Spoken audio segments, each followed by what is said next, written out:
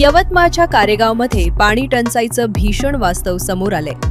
हंडाभर पाण्यासाठी पारधी बेड्यावरील महिलांना खोल विहिरीत उतरून मृत्यूशी झुंज द्यावी लागत आहे। आम्ही या देशाचे नागरिक नाही का, असा संतप्त सवाल या महिलांनी उपस्थित केलाय। खरं तर 15 एप्रिलपासून प्रशासनानं टँकर सुरू केल्याचा दावा केलाय, मात्र प्रत्यक्षात महिलांची पायपीट आणि जीवघेणी कसरत अजूनही कायम आहे। वन हक्क पट्ट्याचा प्रश्न प्रलंबित असल्यानं ही वस्ती सोयी सुविधांपासून वंचित आहे। टँकर असूनही विहिरीत उतरण्याची वेळ का येतेय, असा प्रश्न आता उपस्थित होत आहे। वन पाण्यासाठी आम्ही एक तर शिकारी करून जगणारे लोक होते मागच्या काळामध्ये। आता जर आम्ही शेती करून राहत असेल तर आमच्यावर हे सरकार परिस्थिती देणार का? नेहमी करता आम्हाला पाण्यासाठी भटका लागेल का? आम्हाला एका भाकरीच्या कुटक्यासाठी भटका लागेल का? हेच समाज हेच सरकार आमच्यावर नियम लागू करेल का? आम्ही फाशेपारधी समाज म्हणून का गुन्हेगार राहू का या सरकार लोकांचे किंवा या सरकारी अफसरांचे किंवा या देशांचे? जर आम्ही गुन्हेगार जर असेल तर आम्हाला हाच वेडोनवेडी मरेपर्यंत आम्हाला हे तुम्ही शासनाकडचे नियम आमच्यावर लागू नका करू आणि आम्हाला हाच नियम ठेवून द्या।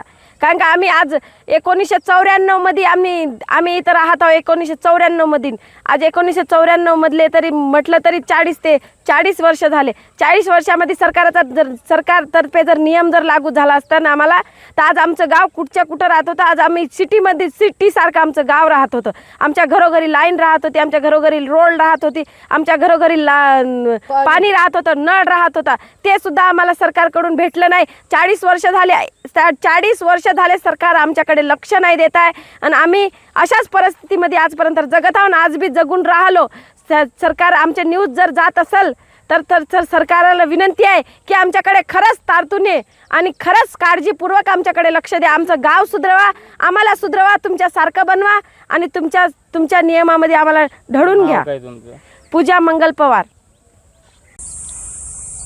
आर्णी तालुक्यातील अंजी कारेगाव या ग्रामपंचायतीमध्ये पारधी बेडा त्या ठिकाणी आहे।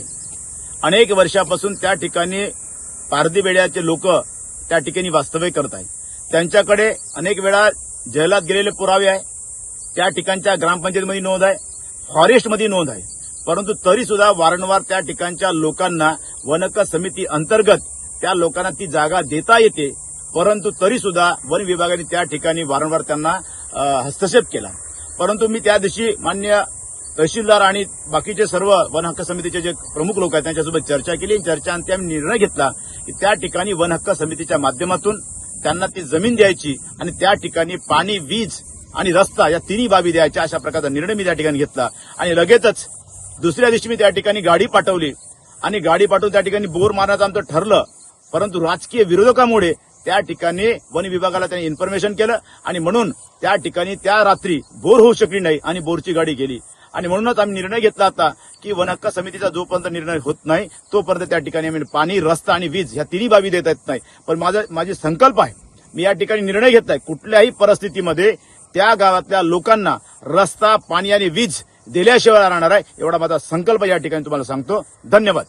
त्या दिवसापासून टँकरची मंजुरी दिलेली आहे 15 एप्रिलपासून। त्या दिवसापासून रोज त्या ठिकाणी टँकरद्वारे पाणी पुरवठा करण्यात येत आहे। केवळ एक दिवस टँकर गेला नव्हता, त्यामागचं कारण तर टँकरचा जो चालक होता त्याचं एक वैयक्तिक कारण असल्यामुळे तो जाऊ शकला नव्हता, परंतु त्यानंतर आपण आता सुरळीत सध्या पाणी पुरवठा सुरू आहे।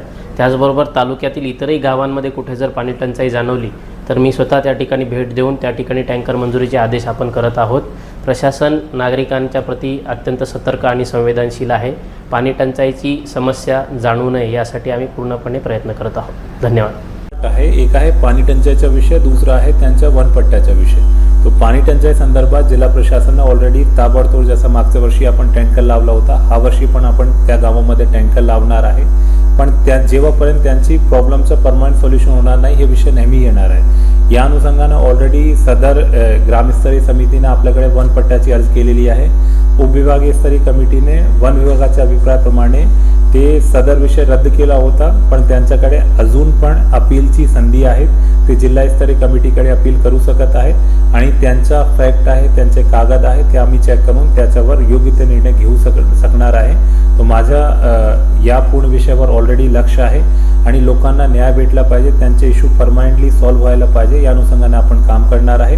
आणि या अनुषंगाने ऑलरेडी आपली टीम त्या लोकांसोबत कॉन्टॅक्टमध्ये आहे आणि त्यांचा विषय कसा रीतीने सॉल्व्ह होतील त्याच्यावर आपला लक्ष आहे.